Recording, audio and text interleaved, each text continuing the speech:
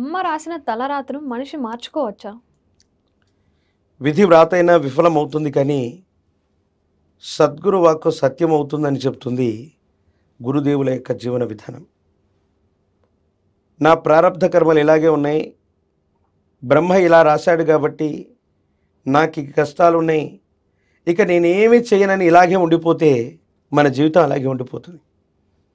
కానీ నేను ఏదైనా చేయగలను, దీన్ని మించి అధిగమించగలను, ఏదైనా ప్రయత్నం చేయగలను అనుకుంటే మాత్రం ఖచ్చితంగా సాధించగలుగుతాం. మీరేమీ చేయకపోతే మీ జీవితం ఇలా ఉండబోతుందని చెప్పగలిగింది జ్యోతిష్యం, జన్మకుండలి. మీరేదైనా ప్రయత్నం చేస్తే దీనికి అతీతవంతమైనటువంటి ఉన్నతమైన ఫలితాలని మీరు పొందుతారని జ్యోతిషాస్త్రమే కాదు, మహనీయులు, మహోన్నతమైనటువంటి మహర్షులు, ఎంతోమంది సద్గురువులు వాళ్ళ యొక్క జీవన విధానాన్ని ఆచరించి చూపారు. స్వామి వివేకానంద లాంటి గొప్ప వ్యక్తులు ఉన్నారు. ప్రారబ్ధ కర్మలను అనుసరించి మన జీవితం ఇలాగే ఉండిపోతుందని ఊరికే కూర్చుంటే మనం అక్కడే ఉండిపోతాం. దానికి అతీతంగా ఏదైనా గొప్ప ప్రయత్నాన్ని చేస్తే కష్టాలు, నష్టాలు, ఆటుపోట్లు వచ్చినా సాధించి తీరుతాం. అందుకే ఒక గొప్ప కవి ఇలా అంటాడు: ఆరంభింపరు నీచ మానవులు విఘ్నాయాస సంత్రస్తులై, ఆరంభించి పరిత్యజింతురు విఘ్నాయత్తులై మధ్యముల్, ధీరుల్ విఘ్ను నిహన్యమానులగుచున్ దుర్త్యున్నోత్సాహులై, ప్రారబ్ధార్థములుజ్జగింపరు సుమీ ప్రజ్ఞానిధుల్గావునన్. కొంతమంది కష్టాలు రాగానే మొదలుపెట్టినటువంటి పనిని మధ్యలో వదిలేస్తారు. కొంతమంది కొంతకాలం కొనసాగించి ఇక శక్తి లేదనుకొని పక్కన పెట్టేస్తారు. కానీ ధీరులు మాత్రం ఏ కష్టం వచ్చినా, ఏ నష్టం వచ్చినా వారు అనుకున్నటువంటి గమ్యాన్ని చేరతారు. ఇది ప్రారబ్ధ కర్మ, విధాత వ్రాత అనే కంటే కూడా మనం ఎప్పుడు నుదుటి బాగాన విభూది రేఖలను పెడతాం, విశేషవంతమైనటువంటి తిలకాన్ని ధరణ చేస్తాం. విధి వ్రాత ఇదే అయ్యుండి నా ప్రారబ్ధ కర్మలు తీరకుండా ఉంటే ఆ విధాత రాతను కూడా మార్చమని, నాకు విశేషవంతమైన అనుకూలవంతమైన ఫలితాలను ఇవ్వమని, గతించినటువంటి జన్మ నుండి నేను చేసిన పాపకర్మముల్లో నన్ను వెంటాడుతూ ఇబ్బంది పెడుతూ ఉంటే భగవాన్ పరమేశ్వర ఆ విధాత రాతను కూడా మార్చమంటూ విభూతి రేఖలను మనం అందుకే రాస్తాం. దీని వెనుక ఉన్నటువంటి రహస్యం అదే. మీరు గట్టిగా సంకల్పించి యద్భావం తద్భవతి, బలాన్ని ఊహిస్తే బలవంతులవుతారు, బలహీనతను ఊహిస్తే బలహీనులు అవుతారు. బలంగా సంకల్పించండి, మీ సంకల్పాలన్నీ కూడా నిజమయ్యేటువంటి అవకాశం తప్పకుండా ఉంటుంది. గురుగారు, కులదైవం, ఇష్టదైవం అని రెండు ఉంటాయి కదా. కులదైవం ఉంటే తరతరాల నుంచి వస్తుంది, కానీ ఇష్టదైవము కులదైవము ఒకటే అంటారా? సనాతనమైనటువంటి ధర్మంలో ఎన్నో వందలు వేల సంవత్సరాల నుండి మన సంస్కృతిలో సంప్రదాయాలు వస్తుంటాయి. కులదైవం అన్నటువంటిది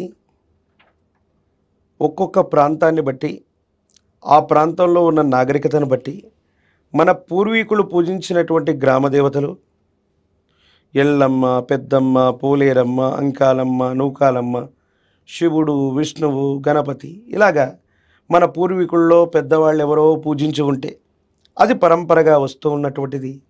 దాన్ని ఇలవేల్పుగా మనం పిలుస్తాం.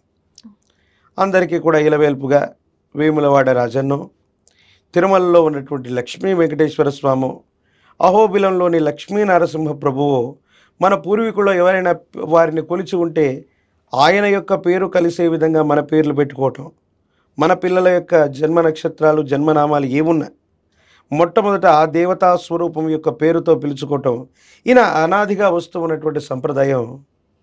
అటువంటి ఇలవేల్పు దేవతా స్వరూపాలు లేదా కులదేవతలు, గ్రామ దేవతలుగా ఇటువంటి దేవతా స్వరూపాలని మనం పిలవచ్చు. ఇక ఇష్టదేవతా స్వరూపాలు. ఇష్టం అంటే ఏమిటి? మనకు ఏర్పడేటువంటి భావన. ఒక ఆలయ ప్రాంగణానికి మనం వెళ్ళాం, అది ఆంజనేయ స్వామి వారి యొక్క ఆలయ ప్రాంగణం. మనసులో ఉన్నటువంటి ఆలోచనతో ఏదో సంకల్పించాం, నా మనసులో ఈ కోరిక ఉంది, ఇది నెరవేరుతుందని. ఒకవేళ ఆ హనుమంతుల వారి యొక్క ఆలయ ప్రాంగణానికి వెళ్ళగానే మీ మనసులో ఉన్నటువంటి కోరిక సిద్ధించిందనుకోండి, రేపు పొద్దున మీరు కష్టం రాగానే వెంటనే పరిగెత్తుకొని ఎక్కడికి వెళ్తారు? అదే ఆలయ ప్రాంగణానికి వెళ్తారు. అదే ఆలయ ప్రాంగణం నుండి మీరు వెళ్ళి మీరు ఏదైనా బాధలో ఉంటే బాధ విముక్తులవుతున్నా, సంతోషంలో ఉంటే ఇంకా సంతోషం కలుగుతున్నా, మీరు తలచినటువంటి ప్రతి పని కూడా నెరవేరుతూ ఉన్నట్టయితే అప్పటి నుండి ఆ స్థానాన్ని మీకు ఇష్టమైనటువంటి స్థానంగా, ఆ దేవతా స్వరూపాన్ని ఇష్టమైనటువంటి దేవతా స్వరూపంగా, ఆ దేవతా స్వరూపానికి వర్తించేటువంటి ఇష్టమైనటువంటి తిథి లేదా వారాన్ని మీ ఇష్టమైనటువంటి వారంగా మీరు మలుచుకుంటారు. అక్కడికి వెళితే మీకు సెంటిమెంట్ వల్ల ఖచ్చితంగా గతంలో మంచి జరిగి ఉన్నటువంటి దాఖలాలు ఉన్న కారణంగా నా ఇష్టదైవంగా ఆంజనేయ స్వామిని, గణపతిని లేదా అయ్యప్పను లేదా విష్ణుమూర్తిని వీటిని కొలుస్తాను లేదా అమ్మవారిని కొలుస్తాను, అమ్మ నన్ను కాపాడుతుందని ఇష్టదైవంగా మనకు మనంగా చెప్పుకునేటువంటిది. కానీ ఇక మూడో అంశం ఉంది. ఏ వ్యక్తి ఏ దేవతా స్వరూపాన్ని పూజించాలి, ఇది ప్రధానమైనటువంటిది. కులదైవం ఇష్టదైవం కొన్ని సందర్భాల్లో ఒకటే ఉండొచ్చు, వేరువేరుగా కూడా ఉండొచ్చు. కానీ ఏ వ్యక్తి అయినా తన దైనందిన జీవితంలో ఎక్కువగా బాధలు పొందుతున్నాడు, ఇబ్బందులు అవుతున్నాయి, ఉద్యోగం రావట్లేదు, ఆర్థిక పరిస్థితుల్లో ఇబ్బందులు ఉన్నాయి, వైవాహిక జీవితంలో సమస్యలు ఉన్నాయి, ప్రతిదీ ఇబ్బందిగా ఉంటే కులదేవతాన్ని ఇష్టదేవతల్ని పూజించినప్పటికీ కూడా తనకు పరిష్కారం దొరకట్లేదు. అప్పుడు ఏం చేయాలని చెప్పేది మంత్రశాస్త్రం. జ్యోతిష్య పరిభాషలో మనం పుట్టినటువంటి ఖచ్చితమైనటువంటి సమయాన్ని లగ్నం అంటాం. లగ్నం నుండి 5వ స్థానాన్ని పంచమ స్థానం అంటాం. ఆ పంచమ స్థానంలో ఉన్నటువంటి గ్రహం, దానికి సంబంధించిన అధిదేవత, ప్రత్యధి దేవతా స్వరూపాన్ని మనం పూజ చేస్తే మన కష్టాలు వేగవంతంగా తగ్గిపోతాయి. 5వ భావాన్ని అదృష్ట భావంగా మనం చెబుతాం.